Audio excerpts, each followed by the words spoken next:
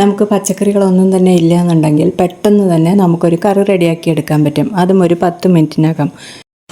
ഈ കറി ചോറിനും ചപ്പാത്തിക്കും നമുക്ക് ഒരുപോലെ ഉപയോഗിക്കാൻ പറ്റാവുന്നതാണ്. ഒരു കുക്കറിലേക്ക് 1/2 കപ്പ് പരിപ്പിട്ട് തോരൻ പരിപ്പ് നന്നായി കഴുകിയെടുത്തതിന് ശേഷം അതിലേക്ക് ഇടുക. അതിലേക്ക് 1 സ്പൂൺ ഇഞ്ചി വെളുത്തുള്ളി പേസ്റ്റ്, ഒരു 4 പച്ചമുളക് നീളത്തിൽ കീറിയത്, 2 സവാള നീളത്തിൽ അരിഞ്ഞത്, 1/2 ടീസ്പൂൺ മഞ്ഞൾപ്പൊടി, 1 ടീസ്പൂൺ ഉപ്പ്, 1 തക്കാളി ചെറുതായി അരിഞ്ഞത് എല്ലാം കൂടി ഒരു കുക്കറിനകത്തേക്ക് ഇട്ടതിന് ശേഷം 1 വിസിൽ വരുന്നത് വരയ്ക്ക് കൂടിയ തീയിലും അത് കഴിഞ്ഞ് ഒരു 3-4 വിസിൽ വരുന്നത് വരയ്ക്ക് കുറഞ്ഞ തീയിലും വേവിച്ചെടുക്കുക.